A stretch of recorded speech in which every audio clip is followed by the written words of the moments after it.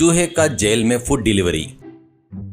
एक गांव में एक बहुत बड़ा ज्योतिष रहता है। उसको गंगाराम बोलकर एक लड़का रहता है। मरते मरते ज्योतिष गंगाराम को बुलाकर, तो बेटा तेरा भविष्य बताता हूँ, सुन। ये सुनकर तेरे भविष्य को कैसे लिखता है लिख ले बेटा।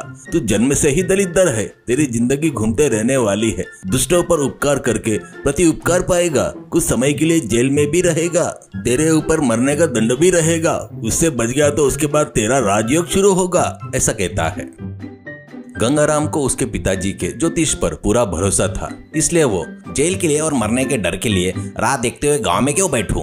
दलितर के लिए तो सभी गांव वाले खुद ही है ना, अपनी भटकती जिंदगी है करके पिताजी ने बताया है। इसलिए गंगाराम काशी जाकर गंगा नदी के किनारे बैठकर शिव ध्यान करते हुए आगे के लिए भी थोड़ा पुण्य जमा करने का निर्णय लेता है। ऐसे वो काशी जाने का रास्ता पकड़ता है। बहुत दूर तक सफर करने के बाद एक दिन दोपहर में उसको प्यास लगती है, तो उसको रास्ते में एक कुआं दिखाई देता है। तब गंगाराम अपने साथ लाए हुए गुंडी को रस्सी से बांधकर कुएं में डालता है। उस गुंडी को कुएं में गिरते ही एक शेर पकड़कर, बाबूजी मैं इसमें गिरकर ऊपर नहीं आ पा रहा हूँ, मुझे ऊपर बाहर निकाले तो मैं तेरा कर्जा रखूंगा करके गुजारिश करता है। उसकी बात मानकर गंगाराम उस शेर को ऊपर बाहर खींचकर निकालता है। बाहर निकालने के बाद शेर गंगाराम के गोल घूमकर प्रदक्षिणा करके, बाबूजी मैं एक आदमी का पीछा करते हुए आया हूँ, गलती से हम दोनों कुएं में गिर गए, वो आदमी भी कुएं में भी कहीं तो भी है। वैसे एक चूहे का पीछा करते हुए एक सांप भी आया था, वो भी कुएं में गिर गए हैं। निकालना है तो उन दोनों को निकालो, पर उस आदमी को बाहर नहीं निकालना, वो दुष्ट है।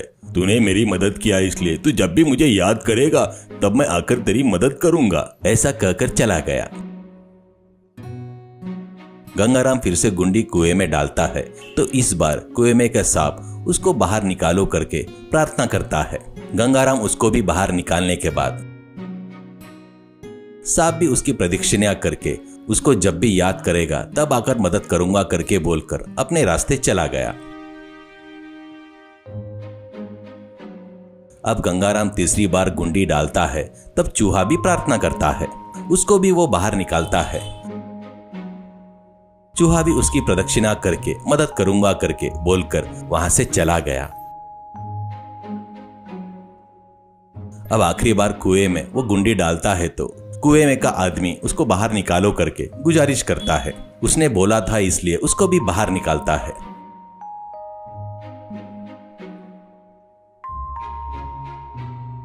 ऊपर बाहर आने के बाद वो आदमी, बाबूजी मेरा नाम मानिकराम है, मैं एक गहनों का व्यापारी हूँ, मेरा सूरत शहर है। ये जंगली जानवरों ने तुमसे जो बोला है उनकी बातें सुनकर उन पर यकीन मत करो, तुम मेरे घर पर आकर मेरा अतिथि स्वीकार कीजिए, ऐसा कहता है। वो बातों से गंगाराम बहुत खुश होकर, अभी मैं काशी जा रहा हूँ, दोबारा जब भी आऊंगा तब पक्का तुम्हारे घर पर आऊंगा, कहकर मानिकराम से विदा लेकर आगे बढ़ जाता है। वहां पर कुछ साल निर्वाचन करने के बाद अपने गांव की उसको याद आती है, तो वो अपने गांव के तरफ वापस आ रहा था। उस कुएं के पास आते ही उसको शेर, सांप और चूहे की याद आती है। शेर ने बोला सो बात कहां तक सच है ये जानने के लिए वो उसको याद करता है। तुरंत ही शेर अपने मुंह में एक मुकुट पकड़कर आता है।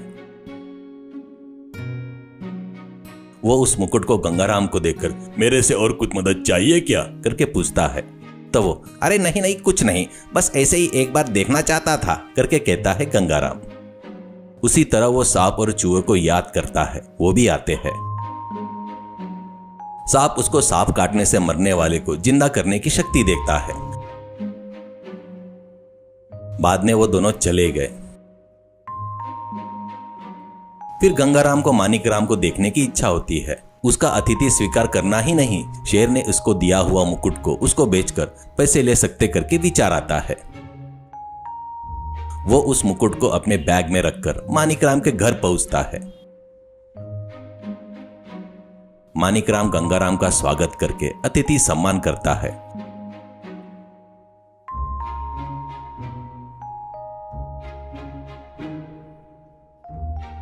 और फिर गंगाराम उसके पास को मुकुट को दिखाता है।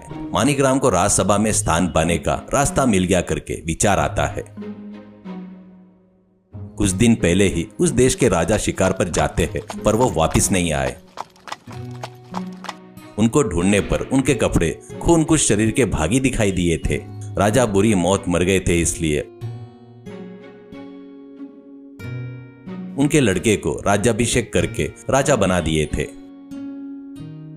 अभी गंगाराम लाए सो मुकुट पूरी मौत से मरे राजा का था। यह मुकुट ले जाकर राजा को दिखाए तो वो लाने वाले को पकड़ाए तो उसको हमेशा के लिए राजसभा में जगह मिलेगी करके मानिकराम सोचता है। और वो गंगाराम से, आप जल्दबाजी किए बिना 2 दिन का समय दिए तो मैं आपको इसकी पूरी कीमत मिलना ऐसे देखता हूँ करके कहता है। गंगाराम मान जाता है।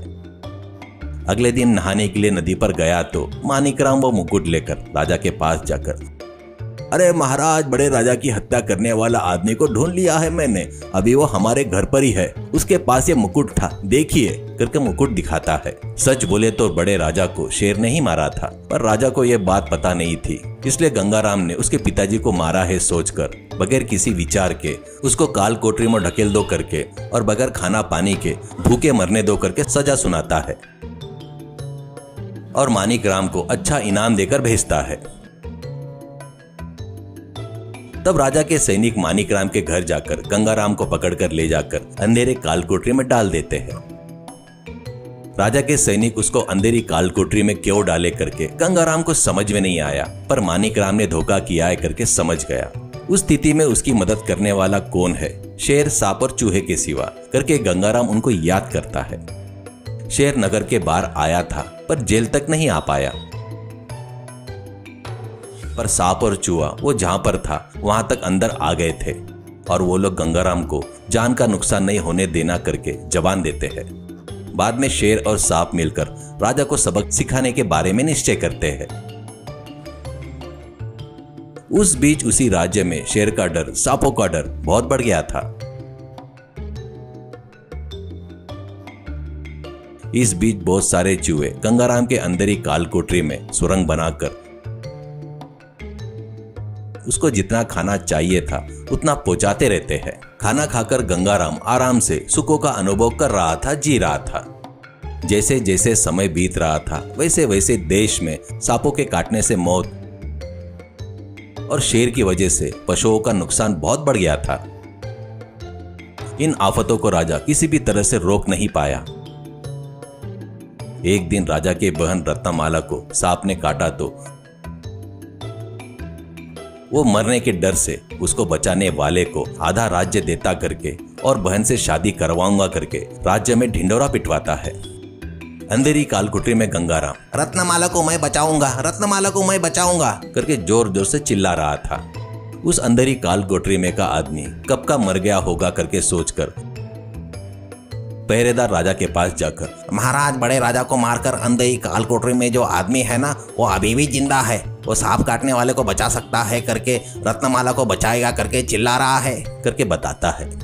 इतने दिनों से बगैर खाने की जिंदा है, उस आदमी पर जरूर कोई विशिष्टता होगी करके राजा गंगाराम को उसके पास लाने को कहता है। और फिर गंगाराम आकर रत्नमाला के हाथ को सहलाते ही वो उठकर बैठ जाती है। तब गंगाराम हुआ सो राजा को बताकर उसको चूहे ने खाना देकर बचाए वैसे ही, और शेर और सांप उसी के कारण राज्य में हरकत किए होंगे करके बताता है। वो छूटने के बाद उनका डर नहीं रहेगा करके कहता है। उस तरह देश में शेर का डर, सांपों का डर पूरा खत्म हो गया। अब राजा अपनी बहन की शादी गंगाराम से करवाता है और जैसा बोला था वैसा ही आधा राज्य भी उसको देता है। इससे गंगाराम को पिताजी ने बताया हुआ ज्योतिष सच में पूरा हो गया।